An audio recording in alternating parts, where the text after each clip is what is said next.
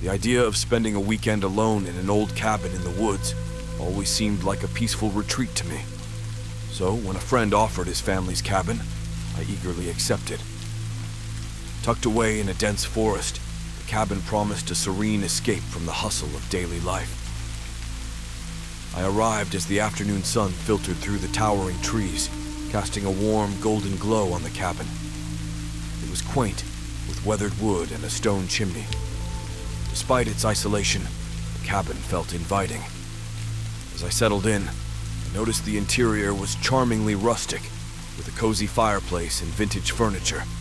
My eyes were drawn to one peculiar feature, a window covered by a heavy curtain, incongruous with the rest of the cabin's open and airy ambience. An odd sense of unease washed over me, but I shrugged it off, deciding to leave the curtain undisturbed.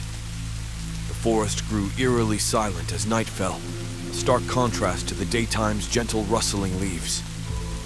I tried to sleep but found myself restless, my mind fixating on the covered window. The feeling of being watched crept over me, unsettling in the quiet darkness of the cabin.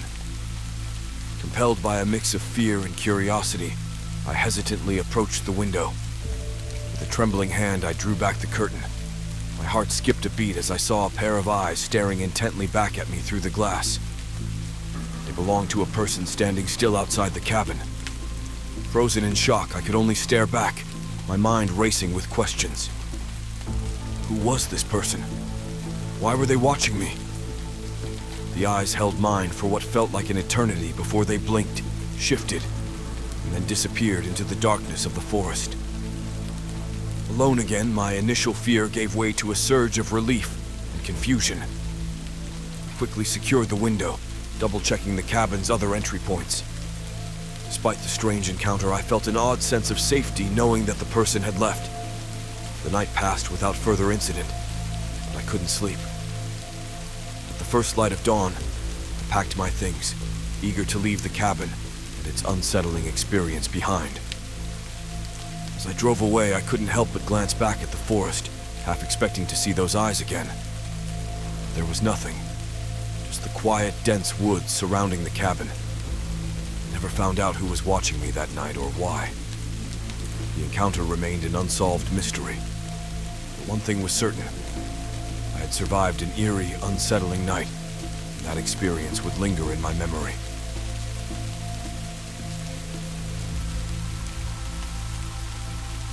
I recently inherited a rustic cabin from my late uncle, hidden deep in the mountains. Eager for a weekend getaway, I invited a few friends to join me in exploring my new retreat. The cabin, surrounded by dense woods, was more secluded than I had imagined. As night fell, we gathered around the fireplace, sharing stories and laughter. But our merriment was cut short when we heard a vehicle approaching. Peering through the window, we saw a truck we didn't recognize. The driver, a grizzled man, got out and started walking towards the cabin. We weren't expecting visitors, and the nearest neighbor was miles away. Tension filled the room. He knocked loudly, his voice gruff as he called out, asking for help with his broken-down truck. Something about his demeanor seemed off. His eyes darted around, assessing the cabin and us. Reluctantly, we let him in the entrance, but guarded him from coming in further. As he waited at the door, his questions grew more probing, about the cabin, our whereabouts, and how often we visited. The atmosphere grew increasingly uneasy. Deciding to take action, I excused myself, ostensibly to check on something in the bedroom. Instead, I discreetly called the local sheriff's office, explaining our situation.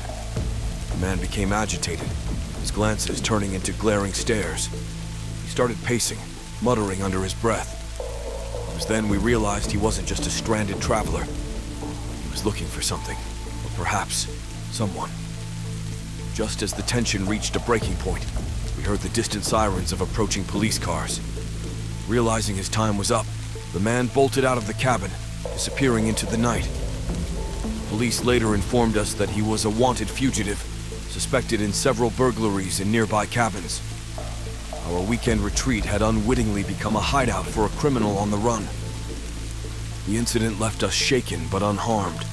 The serene isolation of the cabin now felt ominous, a reminder that danger can lurk even in the most peaceful of settings.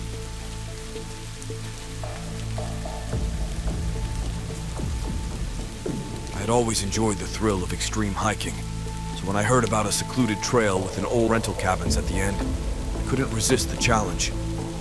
The trail was known for its rugged terrain and isolation, a perfect adventure for a seasoned hiker like me. As I embarked on the trail, the dense forest and rough paths were exhilarating. By evening, I reached the cabin, a small, weathered structure that stood as a testament to its years of service. I settled in, unaware that this night would test my limits like no other. Late into the night, I was awakened by the sound of the cabin door creaking open. I assumed it was just the wind. Then I heard footsteps. Someone was inside the cabin with me. My heart raced as I realized I wasn't alone. Peeking from my sleeping bag, I saw a figure rummaging through my backpack. I remained silent, trying to assess the situation. The intruder, a rugged-looking man, seemed desperate, perhaps a lost hiker or a fugitive. I decided to confront him. "Who are you?" I demanded, my voice firm despite my racing heart. The man, startled, turned towards me. His eyes were wild, filled with a mix of fear and desperation. He stammered about being lost and needing supplies. It sensed something off about his story, but my instincts told me to remain calm. Offering him some food and water, I tried to defuse the situation. As he ate, I noticed him glancing anxiously towards the door. It became clear he was running from something or someone. Suddenly, we heard more footsteps outside. The man's eyes widened in terror. He whispered, "They found me." Before I could react, two more figures burst into the cabin, their intentions clear from their aggressive demeanor. A violent confrontation ensued, and amidst the chaos, I seized an opportunity to escape. Barely grabbing my essentials, I fled into the darkness of the forest. My heart pounded as I ran, the sounds of the struggle fading behind me. The once familiar trail now seemed menacing, but survival instincts guided me. I ran until dawn, finally reaching a ranger station where I could call for help. The rangers later told me that the men were part of a criminal group hiding in the forest, and I had unwittingly stumbled upon their hideout. This harrowing experience taught me that sometimes the most dangerous elements in the wilderness are not the terrain or the wildlife, but the unpredictability of human nature.